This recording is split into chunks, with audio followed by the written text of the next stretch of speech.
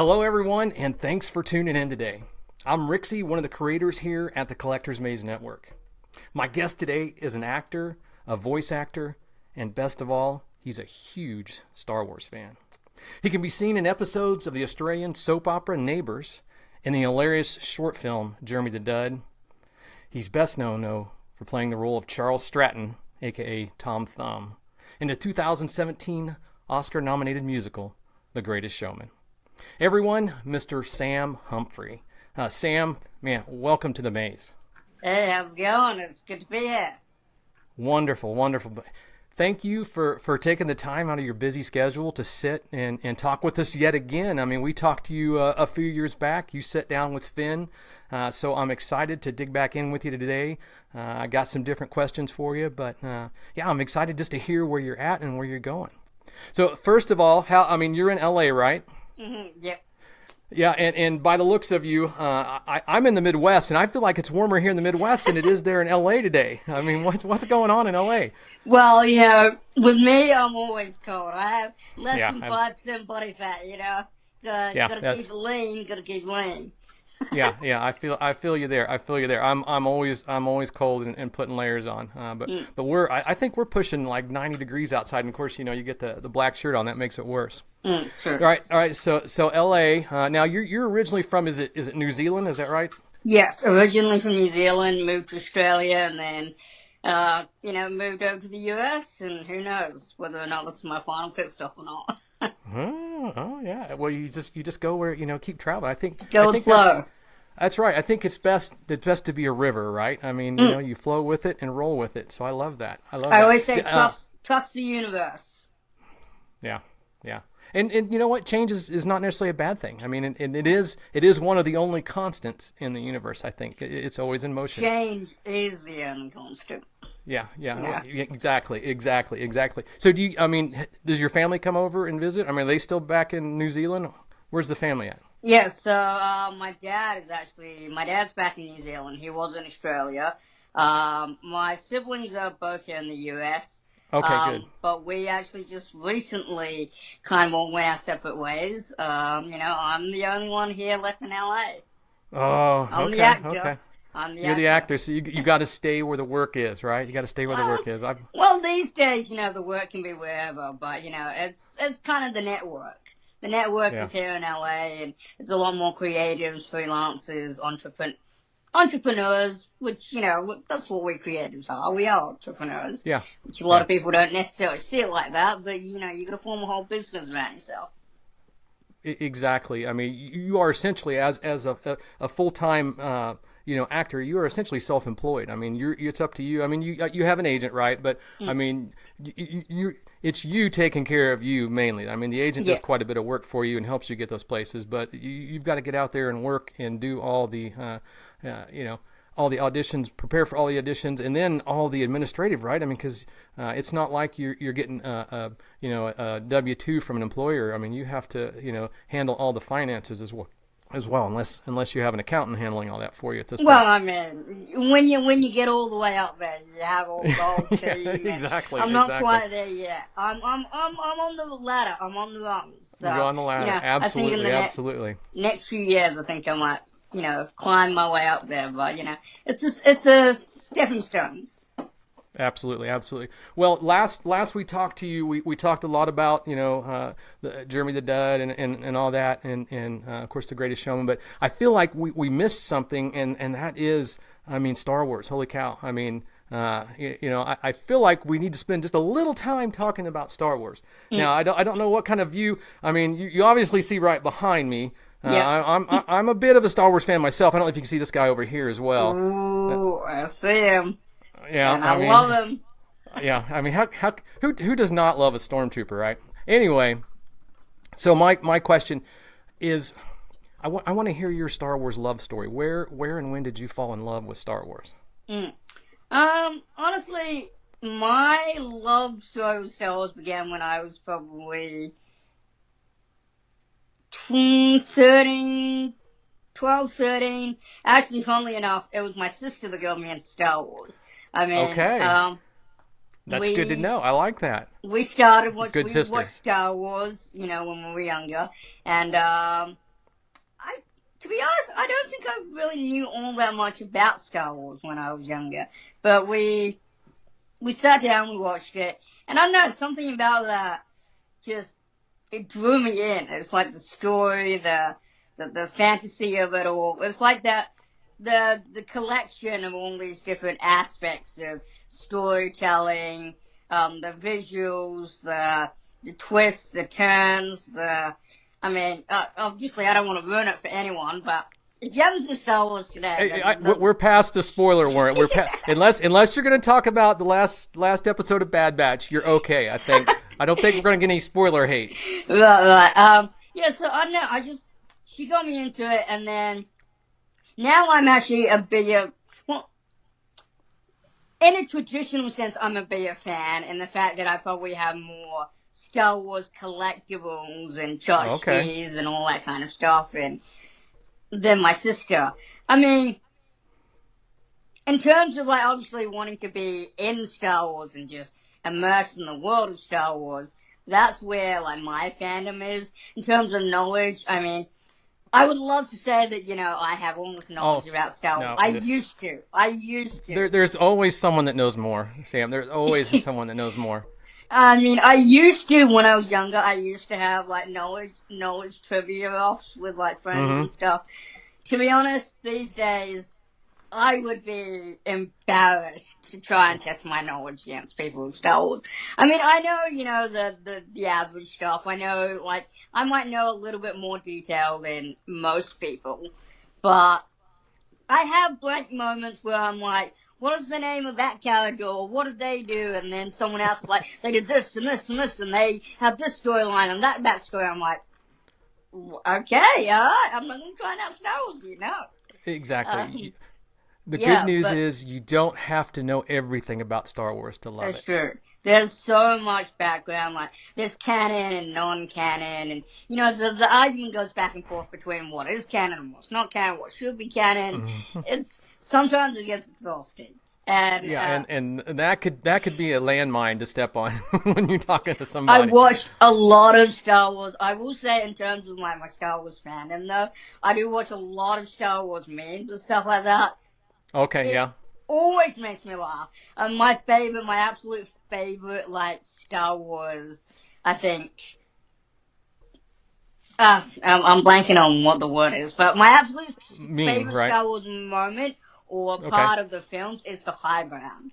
Any sort of meme about the high ground, you got me. I love the high ground moment. I love the birthday cake where you've got Anakin down in the lava icing and then Obi-Wan up top. It's like it's over. I mean, I love that one. And we're always joking about the high ground. It's I send me to him about being on the high ground, which is ironic because I am a little person, so to get to the high ground, it would be harder than me, but harder for me to get up to the high ground. It makes sense, but I'm always on the high ground, Exactly. I mean, come on. But there's so much to love about Star Wars. I could spend hours talking about it, about just every aspect about it, and what's to love about it. But honestly, if you haven't seen it or you haven't experienced it, there's a lot of people that haven't, and it dumbfounds me that some people haven't seen Star Wars. It's just. Here's the thing.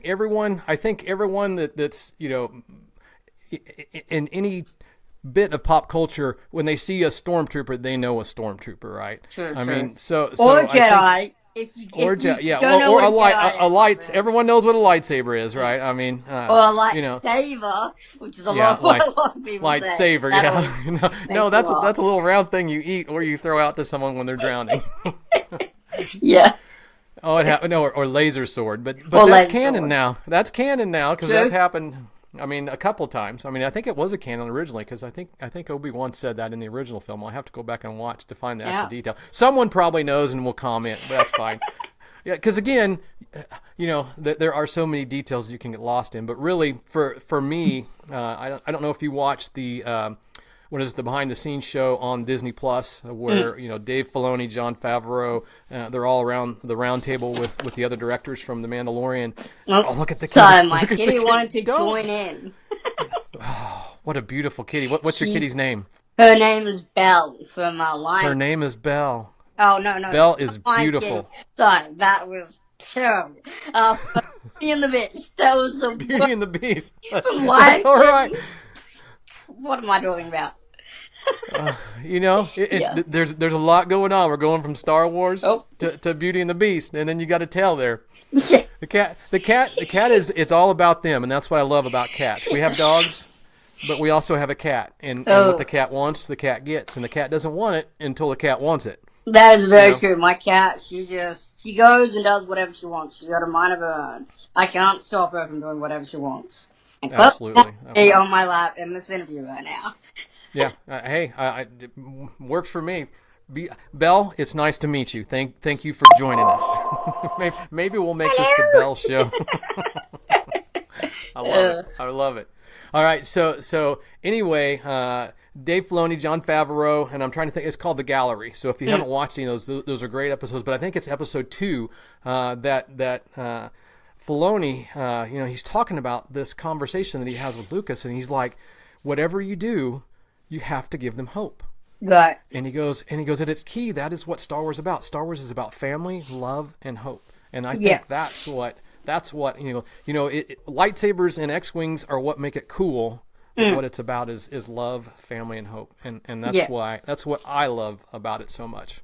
There's so much to love about it, honestly. I couldn't go into the detail about why I love it, but it's phenomenal.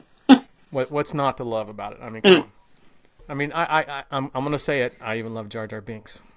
Honestly, look, I have to say, there's a lot of weird sides to that, but I gotta be honest, I do love Jar Jar Binks. I'm honest about it.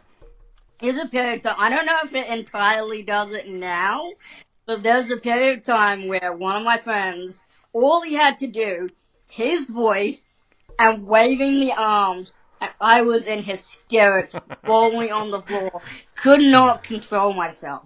I literally, every single time. Me so crazy, Sam.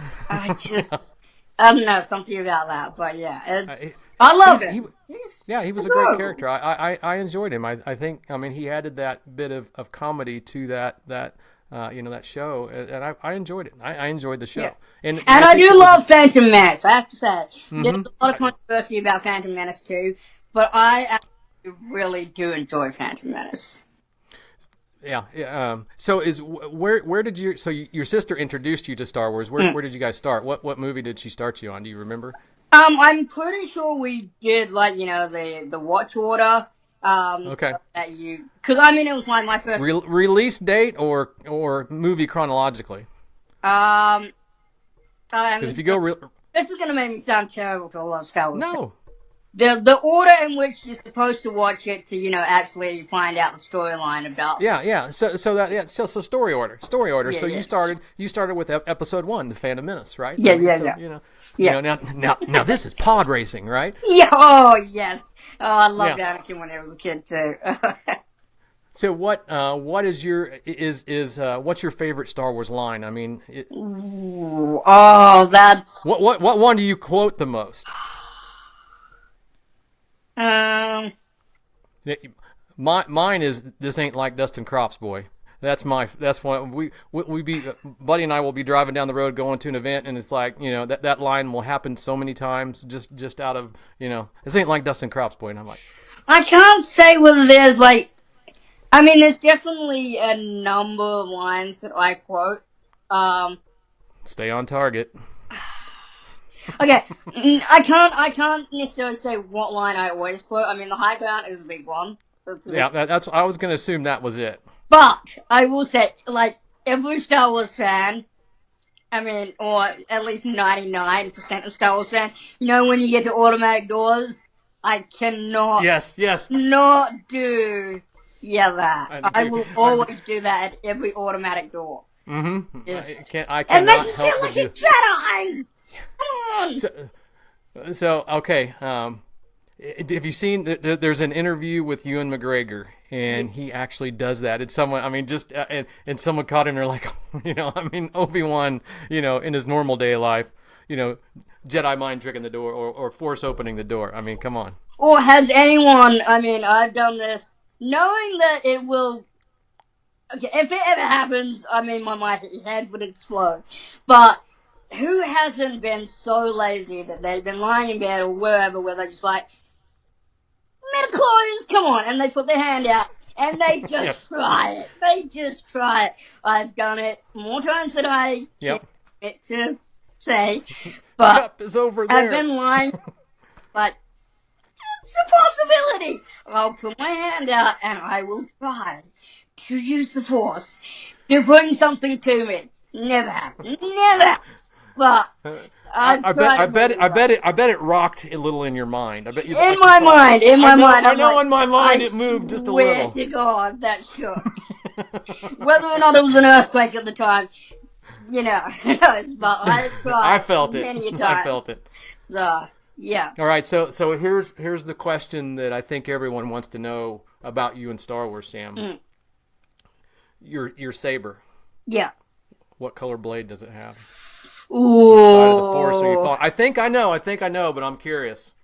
I'm curious. I mean, this is a little controversial, but I have the Yoda lightsaber, like the Yoda blade, but it is red. Okay. It is red. Okay. All right. Look. Internally, I am Jedi. Like, I am on the side of the good, but I can feel the conflict in you, Sam. Okay, I've taken many a test, Facebook quizzes and exams and all. I always come up as Anakin. I always. Oh, okay. There is that. I want to do good, but I feel it, and there's just that dark side that, like, if you were to let it out, then it could be really dark. But yeah. I'm not going to necessarily let it out. Like, I'm a tourist, okay? So, they say tourists can be, have a very, very, if they choose to let it out. I just choose not to let it out because I am compassionate and I'm all about human rights and advocacy and everything. But if I'm done and dusted, don't mess with me. So maybe you're more of a purple saber kind of guy then. It's possible. I mean, a great Jedi there on the line sometimes, I mean, and that's not. I mean, I have been known to push the boundaries, like. Okay. For example, like. I mean, obviously, I will always try and endeavor to do good, but if the boundaries need to be pushed a little bit to get things done, as long as it's not, too ethically or, morally wrong, then I will push to get justice, Good. I mean, I'm not. I still think that falls on the Jedi line. I mean, because sometimes you got to know when to step up, right? You got to know when to defend the defenseless. I mean, that's what we always defend, but ourselves and those who cannot defend themselves, and so that's like that's I'm a big fan. I don't know if you've seen the show 24, but Kiefer Sutherland, in 24. Oh yeah. Jack Bauer. Like I'm kind of like him. I'm like look. Sometimes you may have to push the boundary and get a little bit on the other side of the line to get things done. Like, I mean, if it's like, you're going to say like 1 million people and it's a little bit questionable, it's like, save 1 million people, steal a car, blow up, The greater good. The greater good, right? The greater good. It's the many for the, it's the one on the many. Well, I was pretty close. Now the red did throw me because I was like I figured you would the Yoda lightsaber. Okay, he's going green. He's going total green. But no, you threw me with the red. I have whenever the moment when you see Darth Vader, like the Imperial March, he's got. Oh yeah. But the moment he comes through the door, and when Princess Leia, they're all trying to stop him from getting on the ship, but it's about seeing him come through those doors in his power scans, his black, like, I love black. Like, I mean, I do. Like, it's not a typical color that and a lot of people say it's not a color, it's a shade, but like, Yeah, exactly. something Yeah. about seeing black, like, I mean, Mm-hmm. blue looks good on me, and I love blue, and blue is my color and everything, and it's a power color. There's something about seeing all black, that power and that energy, that it's a Well, I mean, it's a Luke color, wore all man. black. Luke wore all black, and Return of the Jedi, and then Anakin. I mean, he started off with dark colors, so I mean that. It's just something about it. It's a power stance, Exactly, it's a power color. So, what? I mean, if you had one film that you could only watch, I mean, which one's it going to be? Which one? If you had to live with one, which one are you going to live with? Star Wars film? Mm-hmm. Well, that's It's a tough one for me. Look, I used to say, and it's still up there, but I don't know whether it's toppled between, but before the last one came out, which was, and honestly, I always get this backwards. I'm so bad with this. No. Rise of Skywalker or Skywalker Rises? I always get that. Rise of Skywalker, yeah. Rise of Skywalker. So the whole Force Awakens, and yeah. Look, I gotta be honest. Force Awakens rubs me. Yeah. Force Awakens is a good movie, and so is The Last Jedi. But those two, I don't know. There's something about it just gets under my skin and rubs me just a little bit the wrong way. But I mean, I'm not saying there's anything wrong with it. Nothing wrong with it. No. I love all Star Wars movies. Yeah. When I watch, I feel you. I don't know. I'm not like fully in love with them. Like, I love them as part of the Star Wars universe. And I know this I feel you. I feel you. Potentially get me in trouble with the whole Star Wars and Lucasfilm. No. I really hope not, John Favreau and Dave Filoni. Please cast me. Still cast me. I want to be part of this universe. So don't write me off yet. Never, Sam. Never. Hey, everyone's allowed opinions. I mean, that's what it's all about. I mean, right. I mean, that's why we do this kind of work. The artwork. Creative films, storylines. Everyone's entitled to their opinions and what makes them alive. But before the last one came out, Clone Wars was always my favorite. That's the animation. Attack of the Clones. Yeah, okay. Attack of the Clones. That has always been my favorite, just because of, I think, a storyline of creating the clone army and like the clones coming in to like I love the clones. Everything, and like it's just this climactic moment where it's like all feels suddenly right in the world, like everything's just climaxing, and the Jedi are winning, or the Republic are winning, and, till we find out the Republic are evil and all that stuff. But They've been played. One of my favorite moments is when the clone army gets created, and they come in on Geonosis, and the Jedi come in, and it's just such a great, satisfying, culminating moment of, I love that part. The of the good film. side is just finally winning. And, yeah, I don't know. That was always one of my favorite moments. But then, in terms of just, I guess, wrapping up the storyline and getting some closure with, Palpatine and, just storyline moments and, ending, the twist and things like that. I think the last film just did a lot of that for me.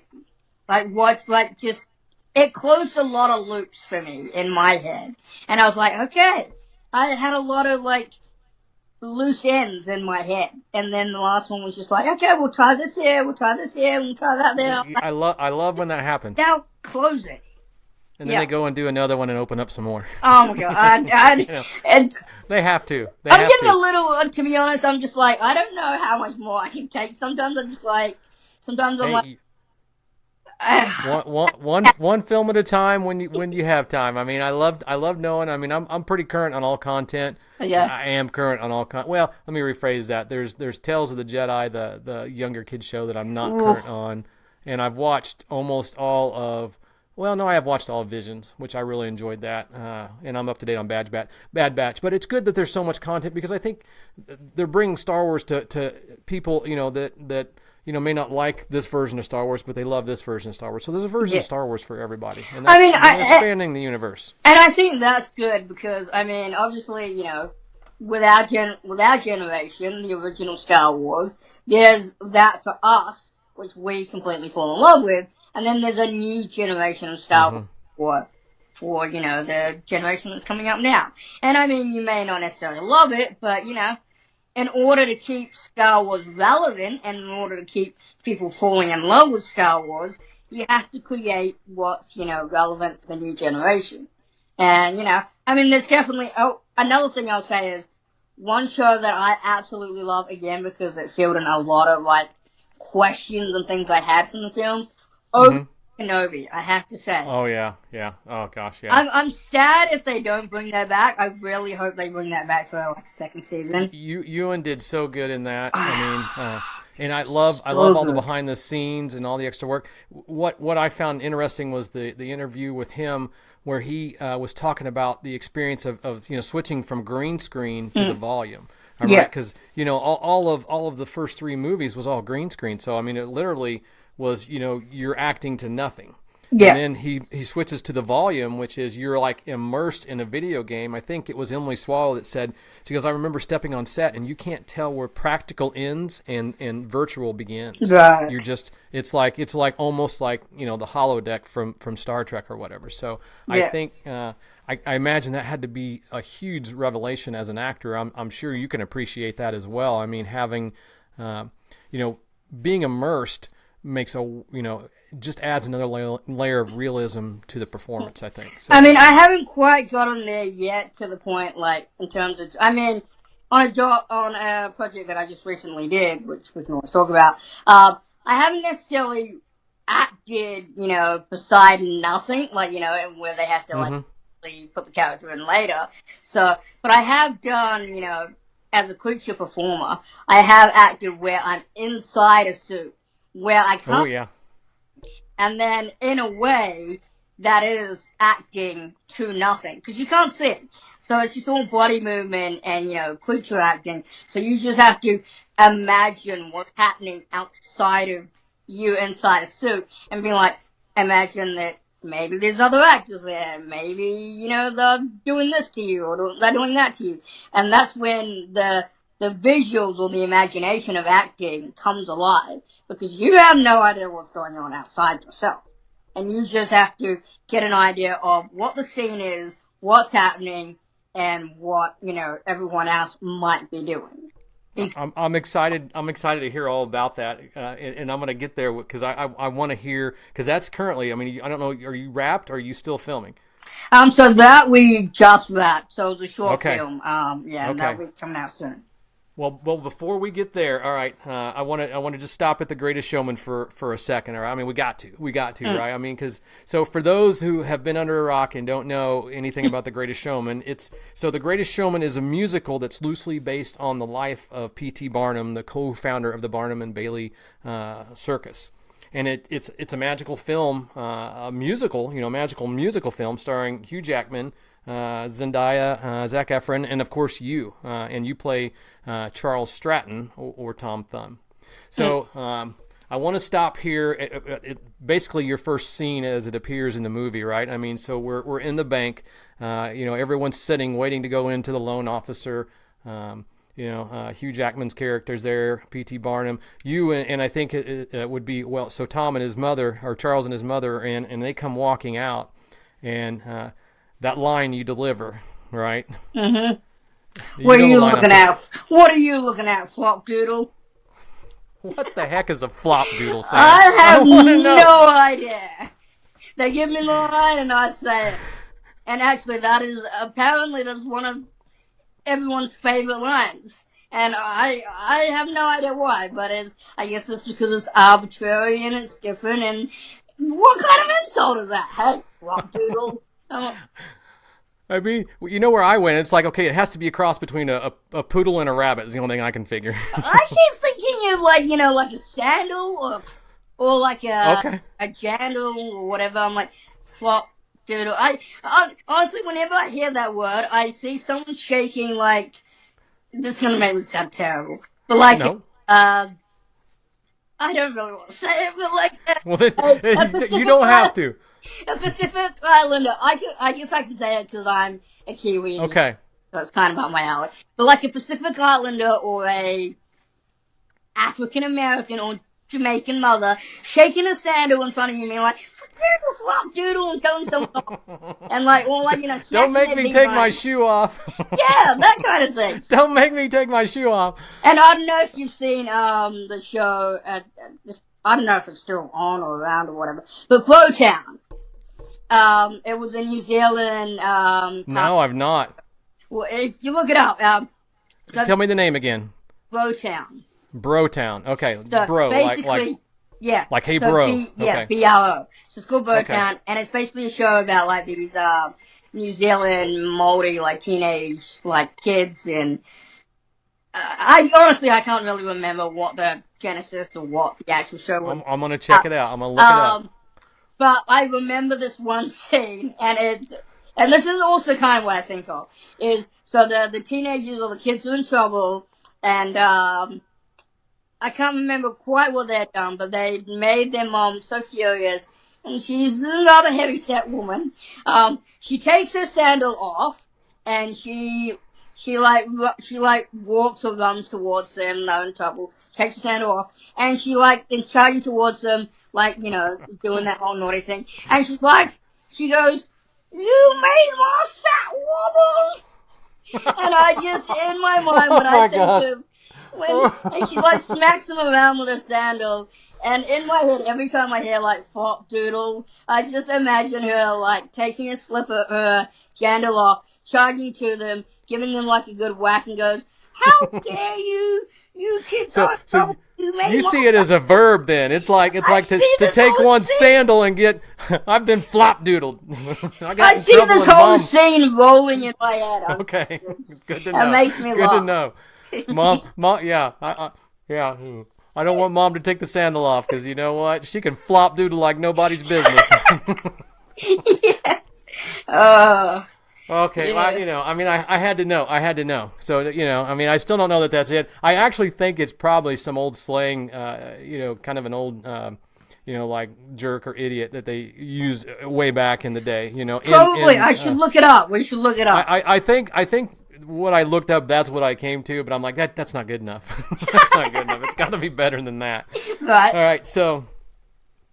All right, and then my next one, all right, this one's more serious. Mm-hmm. What was more fun, the horse or the elephant? Well, I mean, were they both the same thing? They just different CGI on top of it?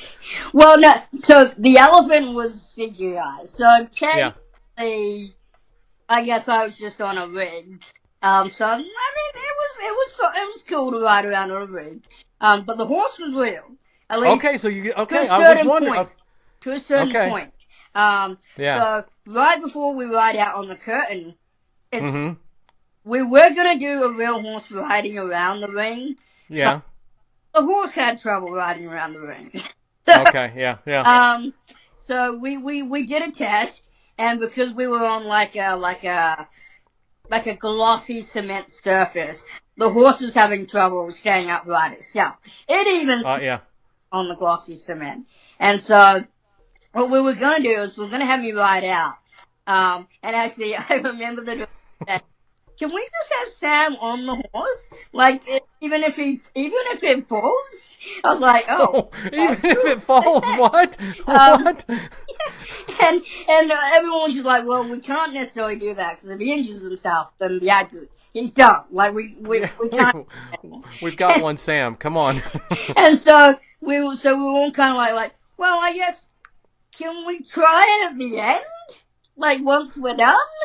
I'm like, well, I'm a team player, Oh, okay. So once we're wrapped, then we'll put you in mortal danger. Yeah, we can do that. So we tried it. The horse didn't have a good go of it himself. So basically, we put me on it. The song right before he rides out through the curtain, and Hugh Jackman gives it. And this was a little bit jarring, to be honest. giving a horse a good whack on the behind. Well, yeah, did they really do that? I mean, did it wasn't like a heavy set smack, but like even a slight tap on a horse's backside. Yeah. Can spook the horse. So we gave it a little bit of a tap, and he started to walk out, and then we cut, and then right before we go out to the curtain, I'm on like a camera rig, and we're going about like 20, 30 miles an hour, and even the car, going at that speed, which is not incredibly fast, we didn't quite make the turn around the ring quite as expected. we hit one of the loading barriers for the second floor balcony. I got a little bit of whiplash. Holy man! Okay. I was strapped in. Had you ever ridden before? I've done some horse riding, when I was younger. One of my really good friends, she's a competitive horse riding. Oh, okay. Horse rider, and she's won won a bunch of awards and stuff. And so, like, I used to do some horse riding with her. And when I was in like primary school, middle school, I used to be part of like a program where we would go out like for a couple hours, and they would take us to like horse ranch, and I'd ride a pony named Star, and then I'd upgrade to an actual horse, and yeah. Nice, Star the pony. Yeah, so I've had some experience. Did I hear you right? They strapped you into the horse? Not the horse, thank God, but they strapped me into the camel car. Just because they wanted to. And then, one thing that I've never necessarily, I've had now, but at that point in time, like the camera was like right in front of me, because I was on a camel car, they had the driver at the front, and then they had the camera rig literally right in front of my face. So imagine like and this is to get the face shot of you riding on the horse. Okay. So I'm just staring down the barrel of this camera, and I'm just like, it was a little nerve-wracking to be like, well, I have a camera on, smack bang in my face. I'm like, I gotta bring my A game. Heck yeah. That sounds like that was some serious nerve wracking. The horse, and it's like, can we leave him on it even if it falls down? Come on. Tell me they let you take home a prop just to make up for that. Holy cow. I wish I could, but unfortunately, no, I get it. They still have the costume. They still have. I did really, really try to get my sword. I wanted that sword so badly. And if there's maybe one day if I can figure it out through my publicist or some connections I have, maybe I'll be able to get my sword. I don't know if it's on display somewhere or if it's just in a warehouse. If it's in a warehouse, that's a little bit devastating to me, because I'm like, well, exactly. Can I just have you know who I am? If it's exactly. Can I just you nearly killed him on the horse. Come on. Exactly. So, but, I love, the costume, it's great, and the sword and everything. Wasn't the most comfortable costume. It looked beautiful, but it was very irritating. Very irritating. Was it itchy? Was it like a itchy polyester, or?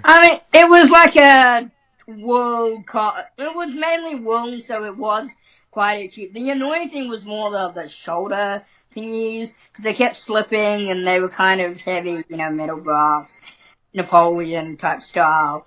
But I can last in just about anything, like the project I just did. I can last in just about any costume they put me in, as long as it looks amazing. I'm one of those people, I'm like, look, just make me look good, and I will go through the house. I'll just go to my happy place, whatever. Yeah. Oh, yeah. Yeah. You will suffer for the art. The art is worth the suffering. The torture is worth every second I'm looking phenomenal. Sam, you nailed Charles Stratton. Thank you. You nailed Charles Stratton.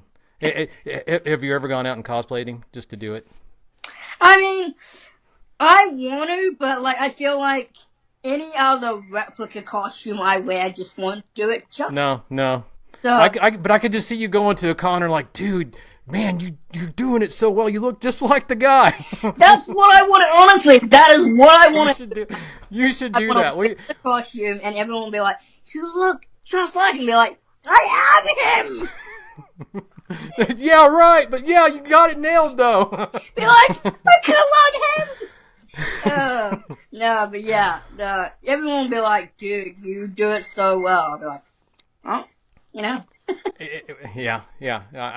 I think that would be a blast. I think that would be a blast. I would want to come and be a fly on the wall just to watch. You know, I'll come what we call when in the cosplay kingdom. You know, so that stormtrooper back behind me, that's actually a costume that I wear at events. Yeah, and so, but the thing about a stormtrooper is you can't see it from here down, right? And, so you know what it's like to be. Yeah. Oh gosh. Well, that's one of three. I've got a Jawa over there too, but I actually can see better in the Jawa. But I really want a Darth Vader suit. That's what I want.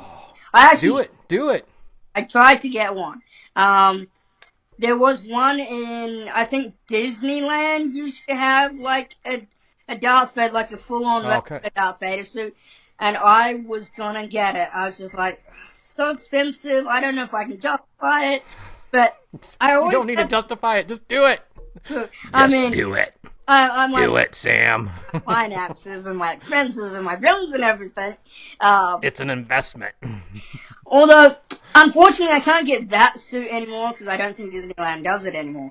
But if once I do like another mass job and I can find a reputable, replica costume place that can do it, I will get one made because like that's everyone has their like one thing that they just want to spend like a shit ton of money on. Yeah. That's one of my things. I just want to get a Darth Vader, a 100%. Replica Darth Vader suit.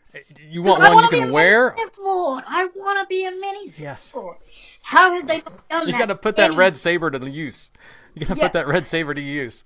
Honestly, okay, how have when they you're not ready, done that in any like? That's my thing. I'm like to like any all the Star Wars executives and everything, the producers and Dave Filoni, Jon Favreau, J.J. Abrams. I'm like, one thing the Star Wars is missing is a mini Jedi or a mini Sith. Come on!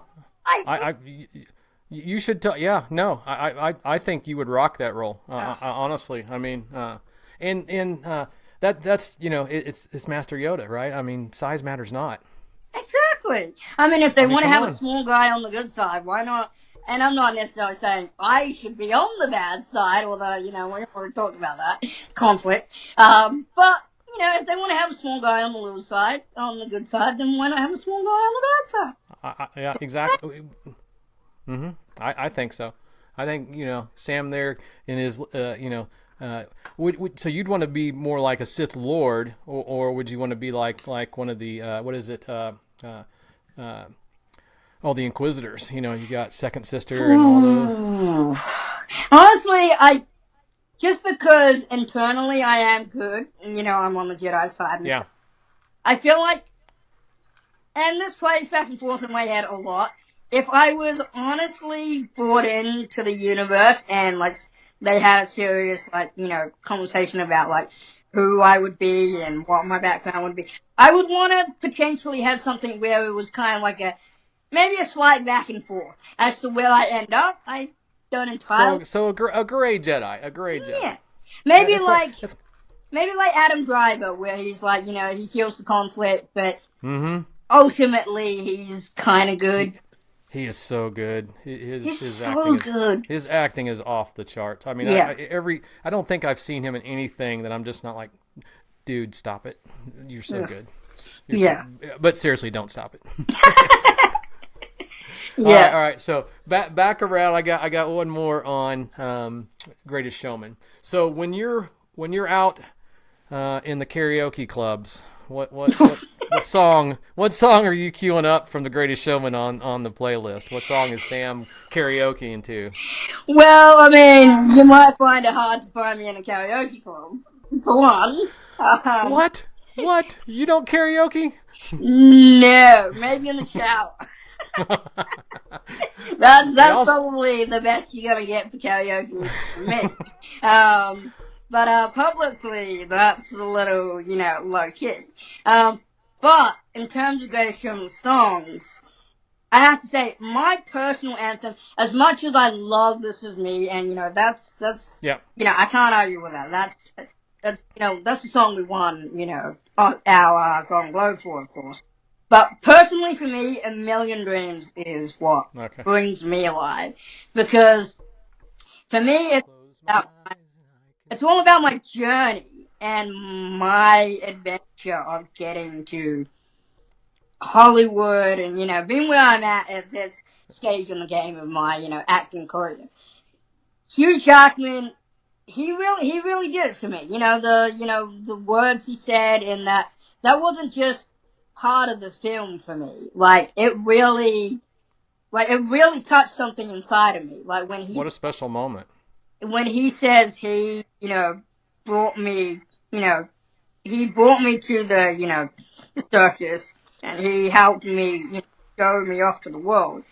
That's what Hugh Jackman really did for me. Without Greatest Showman, people wouldn't know who I am, wouldn't know my name. So, that song, A Million Dreams, that's all I ever had, growing up, being alive today, still being alive today, people have seen other interviews on me. I shouldn't be alive today. I shouldn't be here today. So, having a million dreams for, what I want to do, what I aspire to do, what I want my career to be like, what I want to advocate for, what I want to bring to the world, my visions, my causes, all of that, my platform, it's all about a million dreams. And so that's what does it. That's the song that gets me a little bit teary when I think of, listen to it, sing it. Like, you can feel the emotion. You can feel the as I talk. But that's the song that does it for me. So, and realistically, this is the song that I can probably get the closest to with actually singing and making sound okay.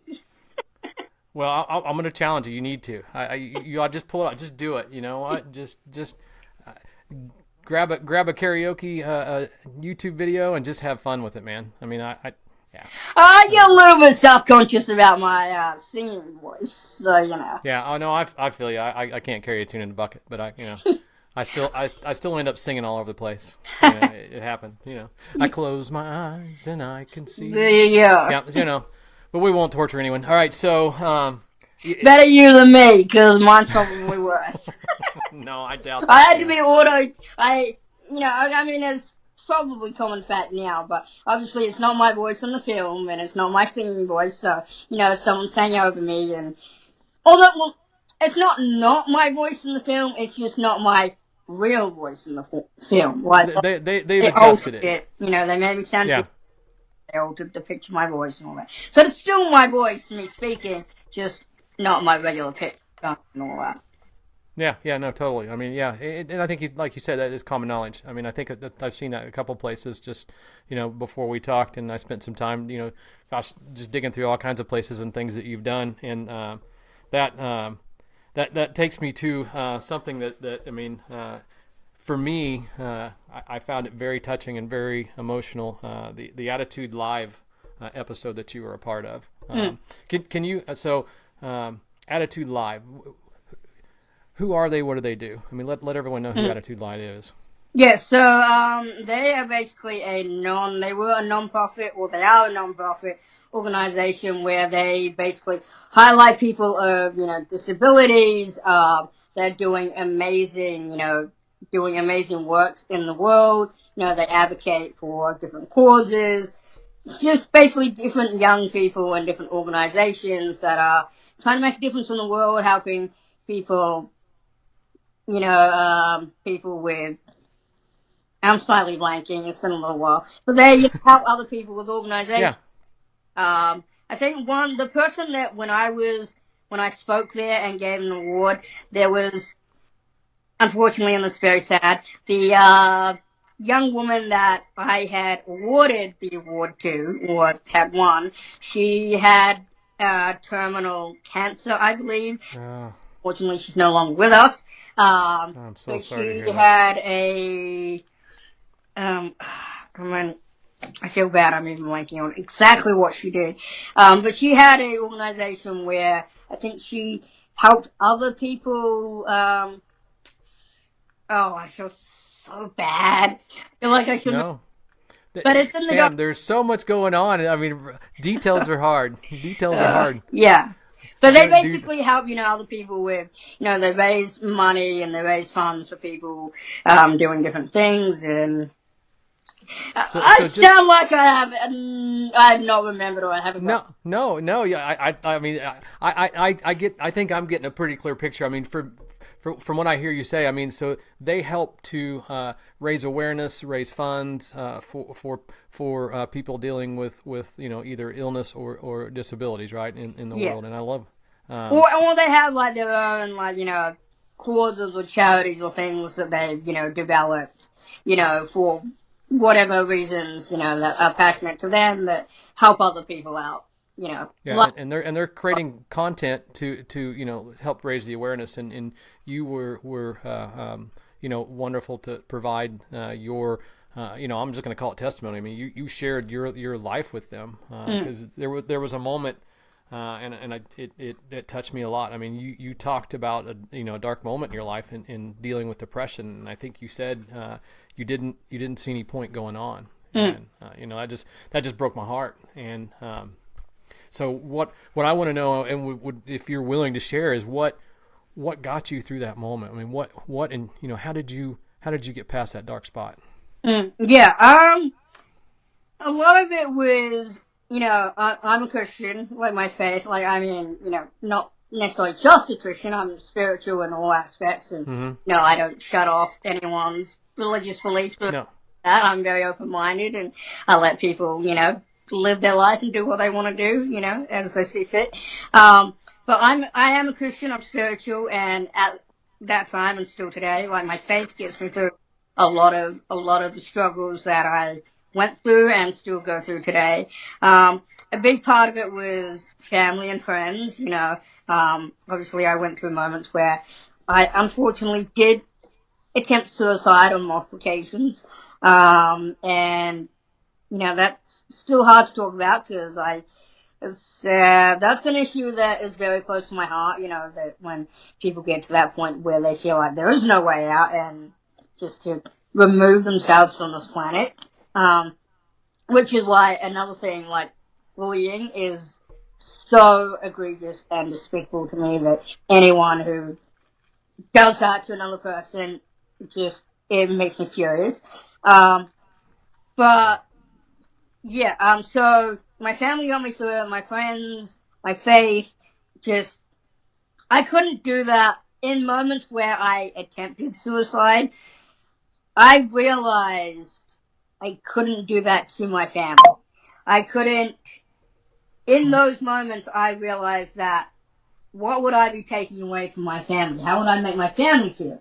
Because they never knew at that point in time, they know that I've struggled with it now and, not that I ever attempt it today, but, there are still moments where I go through, slight depression and, it peaks in your head, no one can say that it doesn't peak in their head, whether or not they attempt it or, think about it or not. But when I thought about it back then, I was like, how could I do this to my family when they have no idea that I'm struggling with this?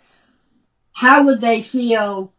What would that do to them to suddenly realize I'd taken my own life, not knowing and not realizing they knew nothing about it and not knowing that they should have maybe known about it. Just knowing in general that, the type of difficulties as a little person and having, medical issues and conditions and having, struggles that I had, which, I'm not going to say any less or any worse or any better than anyone else, because everyone has their struggles to go through, and, no one can compare their struggles or their issues with anyone else. So, no one can say they're worse or better.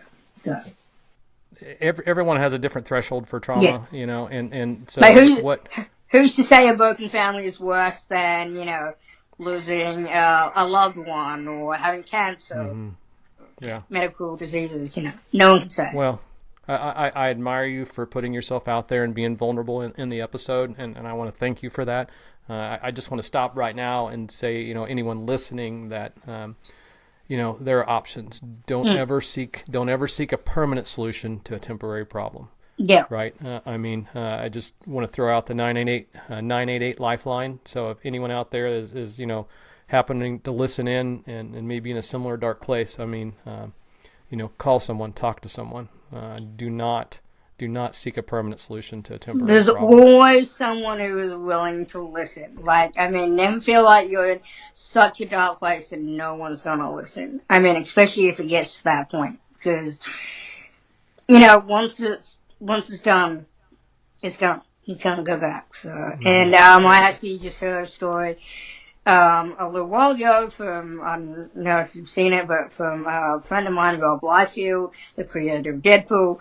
He talked about, you know, a comic book artist who went through bullying and harassment and everything. And unfortunately, he couldn't deal with it anymore, and he took his own life. And that's permanent.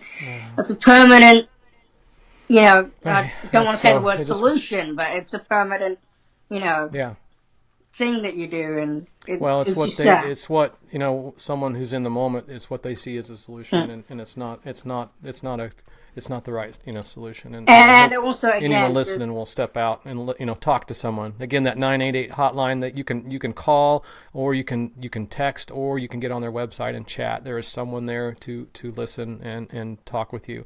And please don't bully. Do not bully. I'm serious.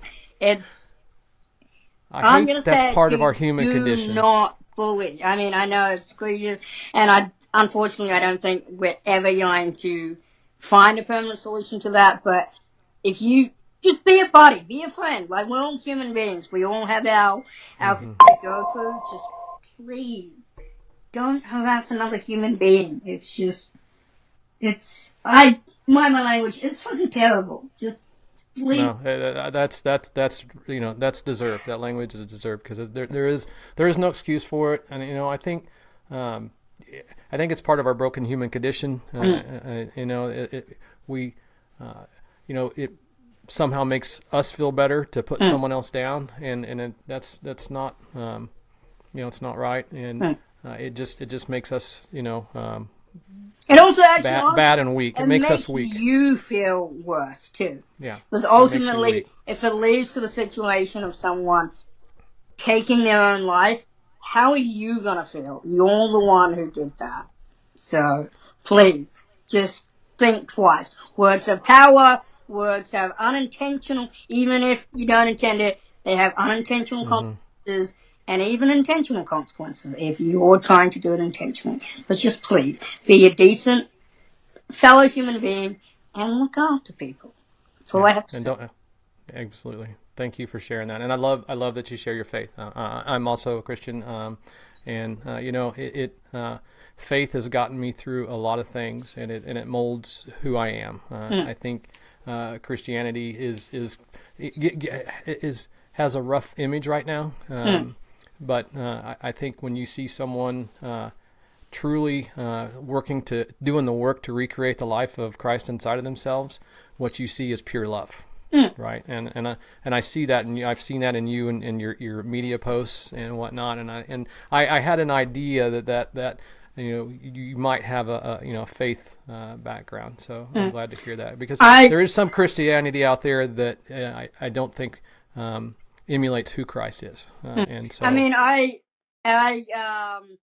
one of the biggest things, and this is actually what kind of took me even deeper into, I guess, my journey of faith, is like, I did a study, because I went through a bit of a, you know, end of last year, you know, when a lot of stuff was happening, especially with the actors' strike, it hit, you know, the industry very hard, and I went through, I guess, bit of a spiritual awakening, and I studied the word love, and what agape, you know, obviously there's the different levels of love, and agape love, which is God love, unconditional God love, and that's where my perspective of, you know, being a Christian, you know, whatever perspective or, you know, terrible stereotype is being placed on Christianity at this moment, the agape love in general as a human being and God love, it's just to be unconditional love to everyone.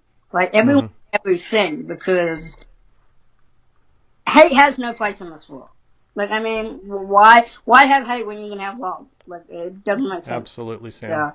So it's just like, give love on people, whether or not you agree with their values, views, perspectives, it doesn't matter. Just do good, be a good fellow human being, and if you disagree, just agree to disagree. It's simple. Yeah.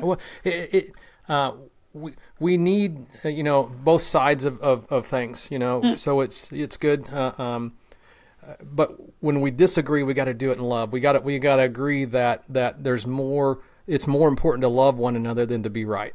Yeah, exactly. That's where I think that's where we struggle as a society, and where we're struggling right now a little bit is that it's more important to be right than to love one another in certain instances, and I think that's where we're getting in some of these situations around the world that are flaring up. That's a gap in that. I mean, and that's part of the brand that I'm also building, or at least one of my sub brands that I'm starting to build, called the Human Factor. That's a gap in our humanity and the human race, is that people inflate and put their ego and their own self above, everything, rather than humanity and the human race.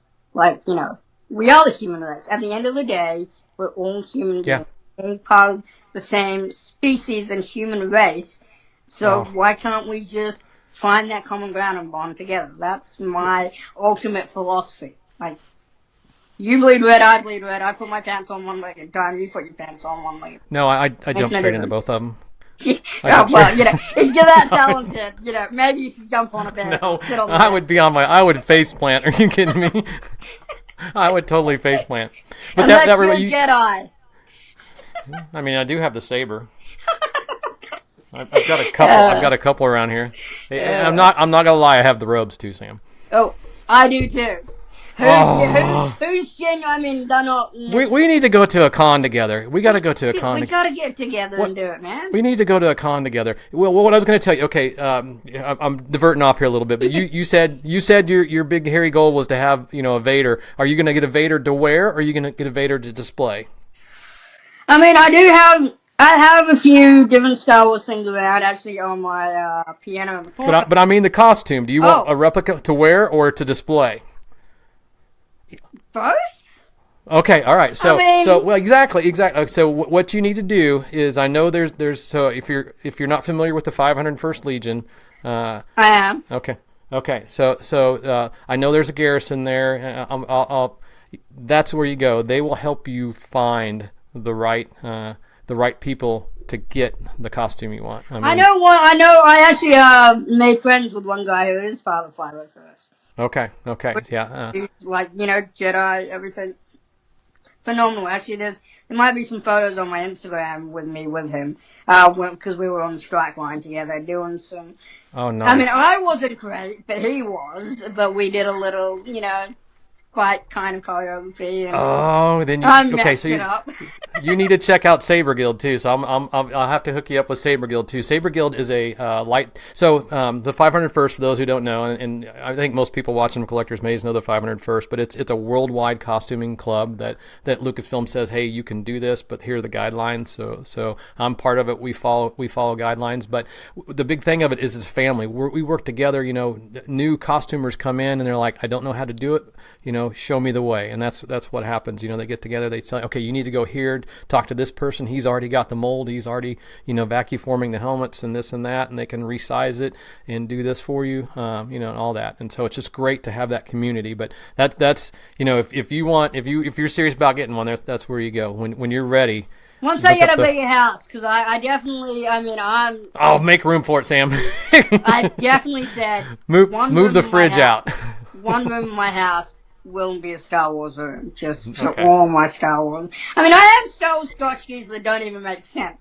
There have been points where I'll be in the grocery store and just party wear. There's sometimes where my you gotta have it. Lack of willpower for Star Wars stuff. I'm like, I will never use that. I don't. Yeah. It's just in my house. The You should snow look was all fine. around me. I got it. I got it. So Yeah. Totally. All right. I got to know. mhm. Does James Utagawa return? Did Jeremy get a job, and do Jai and Heidi ever get together? Well, I mean, That's a lot there at once. That's a lot there at once. So James Utagawa, I mean, first up, that was Neighbors, right? That's the character Yep. you played in Neighbors. I mean, any more going on with them?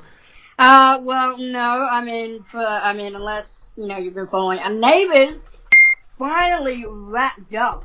Like Okay, after so 20 Neighbors is no more. Yeah, after 6 or 7 years, they. Holy cow. I know. What soap opera ends? Tell me that. Drama never ends. I Drama was never. surprised. Utopia happened and everyone figured everything out. So, you know what? I think this Neighborhood's done. Like, we've fixed everything. With all the dramas done, all the conflicts, all the interrelationships, and all that. We're done. Erinsburg, we've made a utopia. Yeah, exactly. Everyone worked all the drama out, and life is good now. They don't need to talk about it on air anymore. So Apparently, it's good. they didn't want me to buy the hotel. But yes.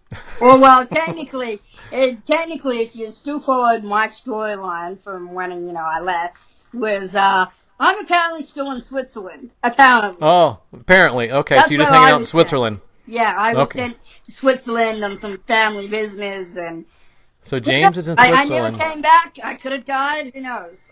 You're just gonna have to write a James story just to I write just an wrote a ending to mini James. story. Yeah, Yeah, exactly. Write an I ending. just pop up one day and be like, guys, I mean, can I come home? Where'd you all go? Where is everybody? They just That'd be completely funny. pick up the town and leave. I'm like, can I you should totally. come back from Switzerland, guys? Hello, I'm still here. Oh yeah, no, that would be great. That actually would be a great short. Yeah, but And no, then- that's done and dusted. So, I left, and the reason I left was for Greatest Showman. I did Yeah. episodes and then Greatest Showman came knocking, and Yeah, it's just like, just like all the other big Aussies on Neighbours that did a few episodes, like Cole Kidman and a few others. Like, well, on to bigger and brighter. yeah. Well, I mean, Quite panned out yet, but nothing wrong with being a stepstone, show. I mean, that's obviously, people have to have a place to cut their teeth and learn and grow. I mean, which is great. Yeah. Yeah. I love student films for that reason. We have a couple of universities around here that always have casting calls, and so those are fun to jump in.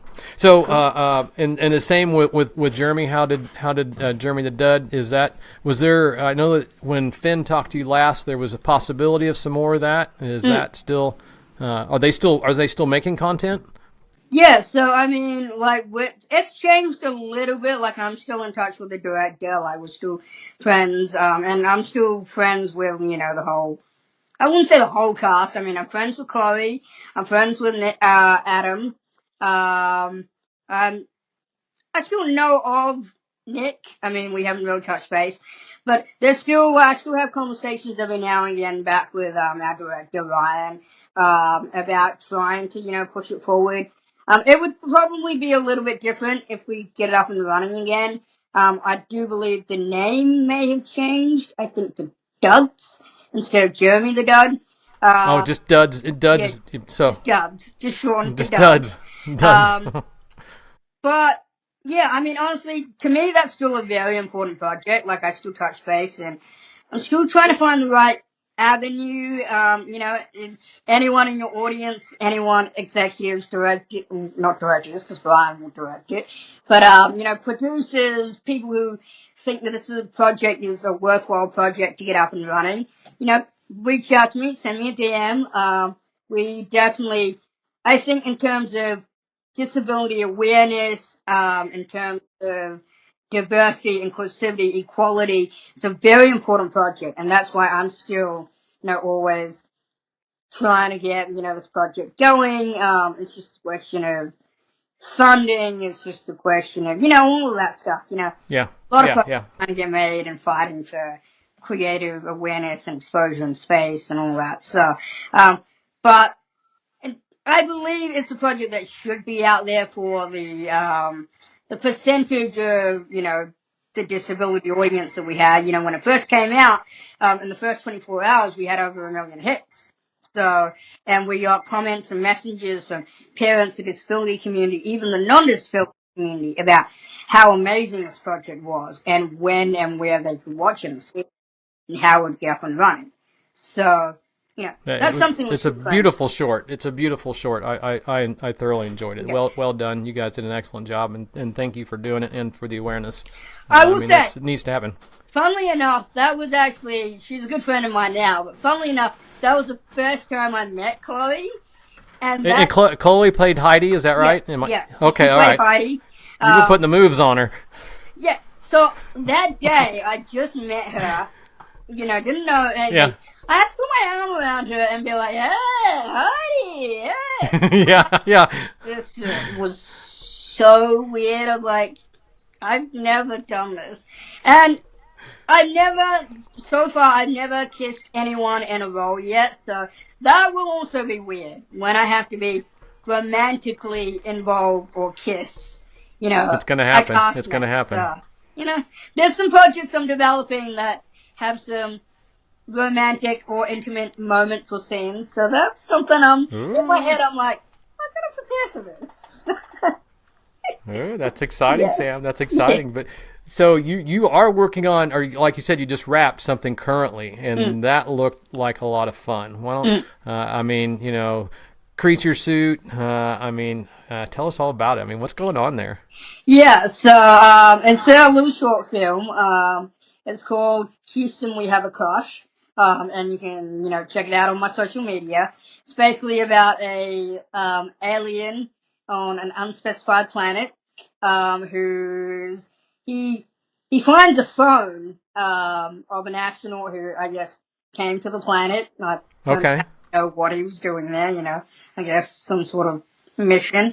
And he leaves his phone there, and my character, Ditto, or Dito, tomato, he finds the phone.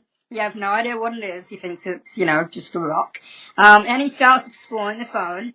And you can look up the log line and the synopsis on my social. And it's basically, the message is, when people put unrequited expectations or love onto a idea or a person or a subject that isn't, met from both ways. And to be completely honest, I've done it. Who hasn't done it? Expected someone to love them in return when, Yeah. you love them, and you might love them more than they love you, and, you might get infatuated and all that. So that's kind of the messaging behind the short film. And so we shot for 4 days in the Corona Pinnacle National Desert, California desert. It was quite physical. And as you can see on my social, I'm in a big furry alien costume creature. Had an animatronic helmet. Oh, nice. Quite Nice. heavy, very exhausting. But even, going through all of that, it's just something, I love doing that kind of work just because it's different. It's a very unique style of acting. It's something that I think not everyone can do. And it's one thing to have words, and it's one thing to be able to show your face and expressions, but it's another thing to be able to act with just body language and portray emotion and portray, how you're feeling and how the character is without, your actual expressions and all that. And I have a lot of heroes that I look up to that, honestly, it's been more of a passion of mine in the last few years than when I came into, the industry as an actor. It's just something that I think that I, as an actor, can really get into. That is a specialty for me, as a little person as well. Yeah. I have a lot of little people friends who do a lot of creature work, which is, on Star Wars, I did, for Skeleton Crew, which hopefully should be coming out soon. I did several alien creatures on that. Okay, I did not know that. Yeah, Okay, so you've shot with Skeleton Crew. Okay. Yeah, so I did 4 alien. I mean, I'm Sam. not entirely sure if I'm supposed to say that yet, but it will be common knowledge. But check, and I'll delete it. Check and I'll delete it if you're not supposed to. All right. I'm sure I won't get in too much trouble. Like, it's not like I've exposed a major plot point or anything like that.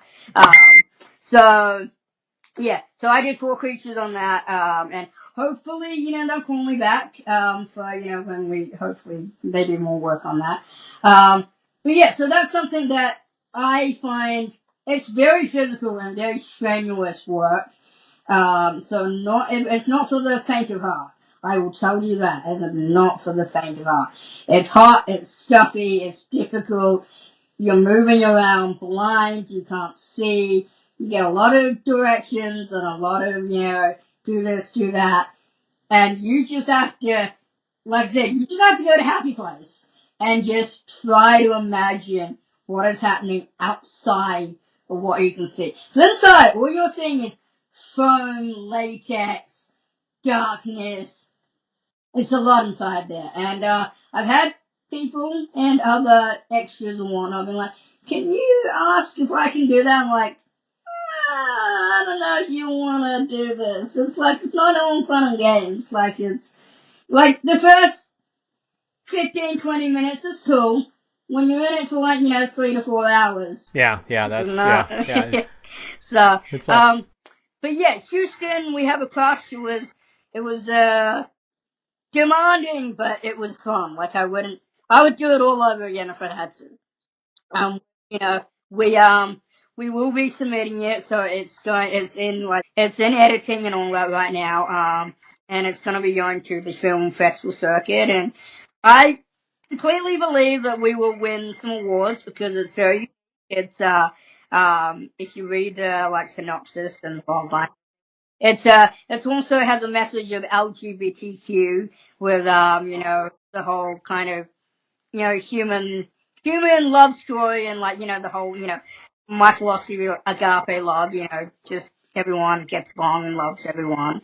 And yeah, so I think it's a very special project for me because, as I mentioned, I've gone into positions and situations where, as a small person, I sometimes feel like it's hard to be loved or to have people give me attention or love me for who I am. So the project, when I was approached about it and when I was told about it and asked if I wanted to be a part of it and I, auditioned and everything, I really connected to it. And I'm just glad that they saw what, they saw in me to be able to portray the character. And as the director told me, he was like, I believe that you would have been able to enjoy the physicality of it because, as some of the social media stuff that I posted and will post a little bit more because we're trying to get people to see it. And at first we were like, should we, share and show it on social media, to keep the mystery of it. But yeah. We want people to see it and hear about it and know about it so that we can potentially get more funding and potentially, have more exposure about it. And sorry, I'm drawing a slight blank. Yeah. No, you're good. Okay, so Houston, we have a crush. Yeah. Is there a Instagram or for the film? Yeah. So we have the tag is Houston. We have a crush. Okay. You can follow it on there. Please like, share, save. I'll be posting a bit about it as well. And then your Instagram tag. Remind us all your. My Instagram tag is the Sam Humphrey, and that's Facebook. The Sam Humphrey. Okay. Yep. Yeah, and so if you can follow and like and share and just tell people about it, we would be really thrilled. And our director is phenomenal. He landed on the Israel Forbes under 30s list, so he's terrific director, and I just feel grateful and, really appreciative to be able to work with him and our phenomenal champion production crew. What an amazing experience, Sam. Yep. I'm so glad you got to do that. I mean, yeah. And it don't even get me started on Skeleton Crew. Oh, gosh. Yeah. And I have other projects that I'm developing, and, obviously I can't go into that too much detail because in development, and I'm creating the scripts and all that. But hopefully, if we get the funding and producing all on board, I can share more about that in the future. Nice. And then, so you said your nonprofit that you're working on or with, what's that? Yeah, so it's not necessarily, it's not necessarily that I'm working with anyone, but it's just like a brand that, so I have kind of two brands. My main brand is the Little Guy. Okay. And I have t-shirts, probably on my social media. Still working on like fully developing that and getting the website and all that up. But I have a sub-brand that I'm starting to develop called The Human Factor, which is basically, about my philosophy of we're all human beings, and, that bond us together. And I'm starting to develop some, it's a slow moving progress because I've only kind of started it within the last, month or so. But I'm starting to develop some like artwork, and there will still trying to plan it out in my head, my entrepreneurial side.